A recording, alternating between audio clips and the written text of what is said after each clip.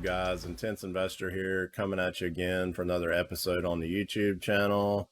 Today I'm going to talk a little bit more about Bitsgap, and I often get this question here lately: is it a good time to start a trading bot on Bitsgap with the current market conditions? Here I have the Bitcoin 200-week moving average, which is a technical indicator that tracks the market. As you can see, this goes all the way back to 2013. So if you look at how low Bitcoin got in 2015, you got the little blue dot, you get right near this gray line, which is a 200-week moving average.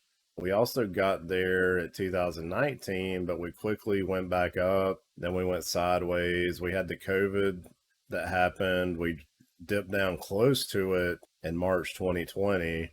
And then we got all the way over here to where we are now. We've been falling ever since the fall of last year, around October, November. I think it was more like November. We've been going down on a downward trajectory, and now we are on the 200-week moving average.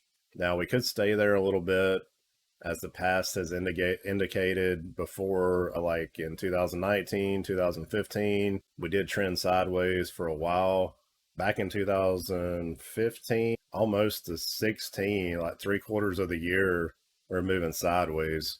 So with the recession that we're most likely in, and the future's not looking good for the economy, this could trend sideways for quite some time, and we could drop a little bit lower. Some people are predicting probably going back down to 15,000, 17,000 BC price. So if that happens, all the altcoins are, of course, going to follow the price action, because BTC is the most dominant coin. And that's why that happens. Just the sheer market cap of Bitcoin commands a lot of the altcoins to follow it. It's a good time to start a bot. If you do decide to start a bot, I'm not going to say it's good or bad. I think it's better than it was when we were at a high, because you don't want to start a bot at the high. I know a lot of you guys took Dan Holland's advice, started a bot, and now you're off the grid. You're not making any money with the bot. The bot doesn't look like it's going to return to your grid anytime soon. So here we are on the 200-week moving average. So if we start to bounce off of this, it'd be a great time to start a bot if we start moving up in an uptrend. But it could also be a little bit bad if we go farther down, but you can also use that volatility to your advantage. I would probably start a bot now, but if I did, I would space the grids out farther, and I'm going to go over that here in a little bit. I'm going to start a bot through KUCOIN exchange, Bitsgap bot, probably just the S bot, which is good for a sideways trending market. I'm going to set one up today, and I'll just go over how I would set the grids up for this bear market that we're in to try to take advantage of it. That way you can capture this. If we dip down, say to here, 15,000, 12,000, we'll set the grids low, set them down to $10,000. That way, if we dip that low, your bot's going to be able to make money off the volatility. If you don't set them low enough, the bot's not going to be making any money. You want to take advantage of that price volatility, the market volatility. You definitely want to take advantage of it. So let's get started. We're going to set up a bot, and that's pretty much all I'm going to go over today. But I have made lots of previous videos on Bitsgap. I made about $60,000 in the spring of 2021, did very well with it, but we were on an uptrend then, so it's totally different. If you're in this kind of market, you need to play it a little bit safer. Look at things like this, like technical indicators, different chart. You just got to keep it all into focus, because it's nasty right now and there's blood in the streets, but you can still make money. But you just need to start it at the right time, and you need to set up the bot the right way. So check out my previous videos on playing around with the demo bot. It's a great way to get started, and all my other videos from last year that I made in Bitsgap. So let's get started. Thanks for watching. Also be sure to like, subscribe to the channel, and hit the notification bell. Guys, if you already don't have a KUCOIN trading account, I would definitely set one up. KUCOIN's an exchange. You don't need KYC if you're an American citizen. At least I don't, and I still don't. I've been using it since the end of 2020, and we're going to want to deposit some money into KUCOIN. So you click deposit, click what crypto you want to deposit, and then we're going to leave that there if we're trading USDT, BTC, or ETH pairs. I'm going to go with USDT.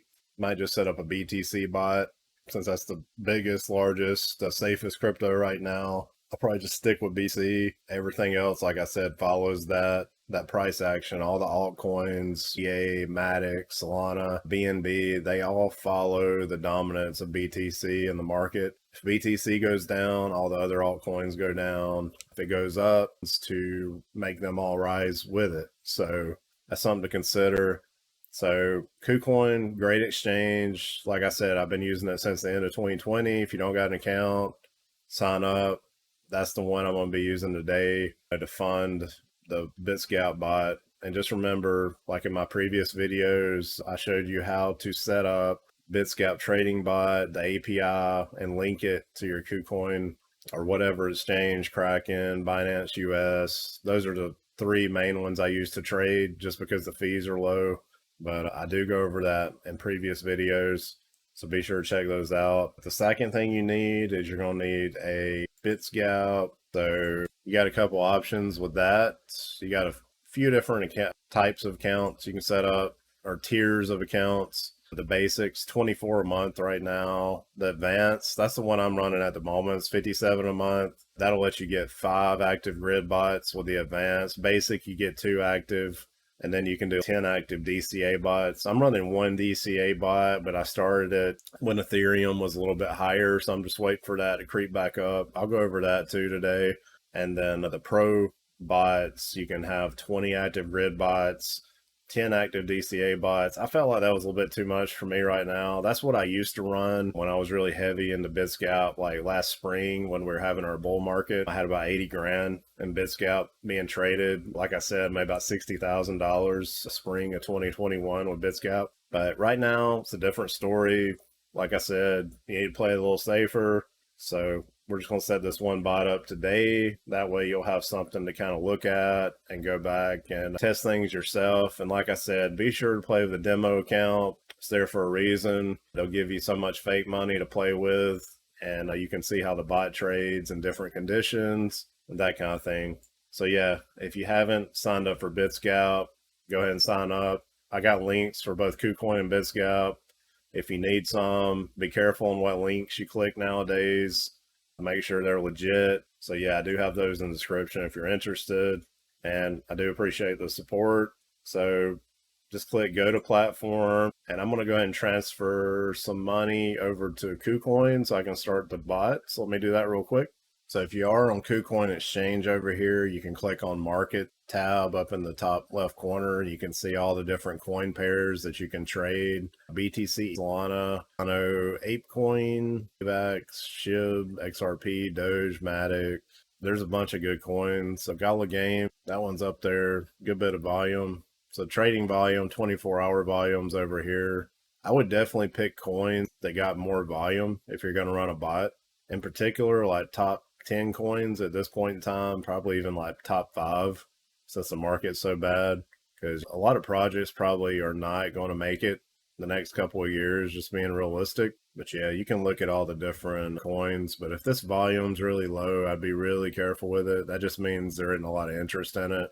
So coins with a lot of volume, that's the best way to gauge the interest. The market cap overall, if you get a coin market cap, look at cryptocurrencies, you can see the market cap, see $406 billion, ETH, 149 billion. So that's what I use to gauge some of the better coins, especially if you're running them in a bot. You want consistency, you want efficiency. Run those type of coins in your bots. Don't run like crap coins, shit coins, anything like that. You'll get burned. The coins will go up, they'll come down, they won't come up again for years. They'll be off your grids. So just be careful with that. That's what I recommend. One thing that's important to note is on KUCOIN, if you got money in your main account, you have to hit transfer to send it to your trading account. So once it's in your trading account, I got 547 USDT in my trading account. That's the amount I'm going to use in the bot today. I'm just using a small amount. A lot of people ask me about using smaller amounts, so that's what I'm doing today also. So we want to go over to Bitsgap. I already got a DCA bot running. It's been running for almost 2 months, and I started this way back. Let's go to chart farther out. Let's go to 4-hour chart. You can see it started buying in DCA on the way down. That's dollar cost averaging.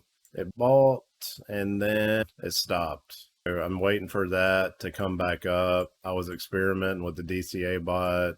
So the price is way down here and I need the price to get back up to around $2,300 on Ethereum. So I'm just gonna let it run. I don't got a lot of money in this one. It's 77 bucks right now. At the time I started it, it was a couple $100. Let's get back to the main topic here. We're gonna start a new bot. I'm really not interested in the scalper bot coin because it doesn't really give you that many options as far as the grid stuff like that.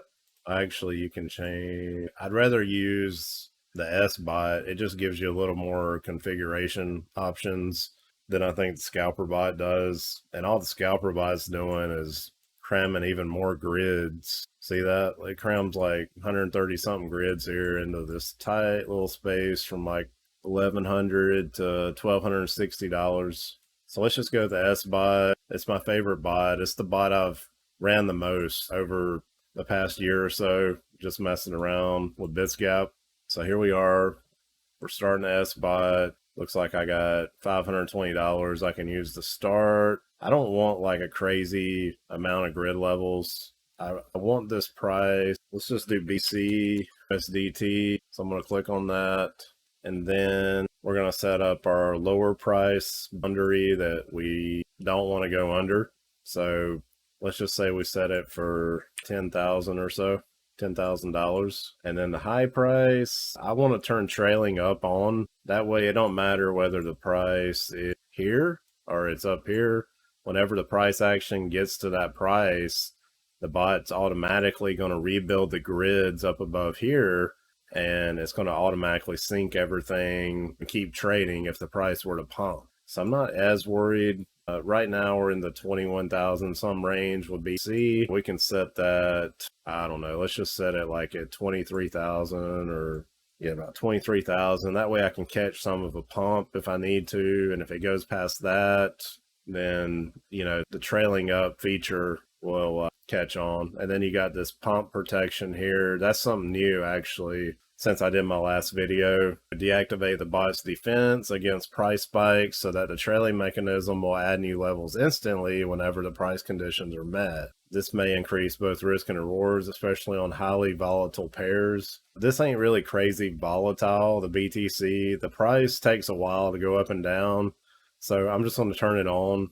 Now, if it's like if it's one of those coins where you don't got a lot of volume, but then it were to pump like crazy, that might be good to maybe turn it off or something. I don't know. But I think for BC, I'll just leave it on because it ain't really pumping up or down really crazy or anything. There's so much of a bigger market cap with Bitcoin. I wouldn't be as concerned about it. So I'm just going to leave it on. I'm not going to take a stop loss because I got the grid set so low. If it falls under that, then so be it. But I'm planning on just leaving this run, letting it run and seeing what happens. So if it does get down that low, at least I'll be able to take advantage of the price action and the bot will be able to trade on each one of these grids. So every time the price action hits this grid, it'll buy, it'll just keep buying. And then someday when the price goes back up, it's going to sell all those positions that it bought, all those limit orders that it bought on the way down. It places a future limit order at each one of these grids. So when the price goes down, it just buys. Then when it goes back up, it sells. It's just going to sell. So that's why you want to set your grids low, because if it goes off your grids, it's not buying or selling. It's just out there in space. If you set your lower grids here, and then the price falls under 17,000, your bot's not going to be doing any buying or selling, if that makes sense. So that's why I want to set it at about $10,000. I think that's a good level. So let's make the grid still. I'm going to make it 1%. I like 1%. Shit, I don't want to do that. So 1%, that's 84 grid levels. That's the lower price, 10,000, higher price, 23,000. And if it goes over 23,000, we'll get the pump protection plus the trailing up. Like I said, the bot's going to rebuild these grids up above the current price action if the price action exceeds the top grid here. So if you go over this top grid, the bot's automatically going to rebuild these grids at 1% grid step intervals. That's what the grid step is. That means you're going to make, depending on how much capital you got in here, between each one of these grid lines, you got 1%. From here to here's 1%. From here to here's 1%. That's your step, right? That's why it calls it a step, because the price is stepping down or is stepping up 1% at a time. So you don't get your 1% till you hit that next grid, or you don't tell when you're going up, you got the same thing. It's 1%. That's what it's based on, because that's the setting you chose. If you chose 5%, see, then it's spaced out a lot more, because it has to be spaced out a lot more to get a 5% profit. If you got 1% grid step, you don't need as much space between your grids to make a 1% profit of the overall capital you got invested. That confuses some people, but hopefully that makes sense. But yeah, 10,000 low price, 23,000 high price. I think that's pretty safe. I could make it 12,000, but I'm preparing for a really bad downturn, right? So I want to go down to 10 grand. If it falls under that, then we're definitely in trouble. The economy is already bad, but if we fall down to 10,000 BTC price, that's really bad. I'm just trying to forecast the future, what I think with everything going on in the world, the market. Where do I think that low price might be? And I want to capture it with my grids, right? I know Dan Hobbins is not big on setting your grids like that low, I don't believe. I think he keeps his pretty tight. But in a recession, you cannot capture that action if you don't set your grids low enough. I wouldn't worry about the high one, because like I said, trailing up's turned on. Pump protection, if we go up, it's going to rebuild the grids, like I've said a couple times already in this video. So I think that's what I'm going to go with there. I'm going to hit start. So let's start it. And we are going to check on this. We'll give it a couple weeks to a month. I'll make another video. Usually the BTC bot doesn't make as much profit, but it's usually consistent. So I do like it for those reasons. So I'm going to hit confirm, and that's all there is to it. It's got to change a little bit here. It'll just ask you, just hit confirm, and then you'll see this pop up down here, market order place. So it's taking the USDT that you sent over to KUCOIN, and it's buying BC. And then it's going to place all these limit orders. You can see it placing them right now, building the grids. And like I said, when the price action hits a particular grid level, like if it goes down or up, it's going to either buy if the price action is going down, or it's going to sell if the price action is going up. It's just that simple, really.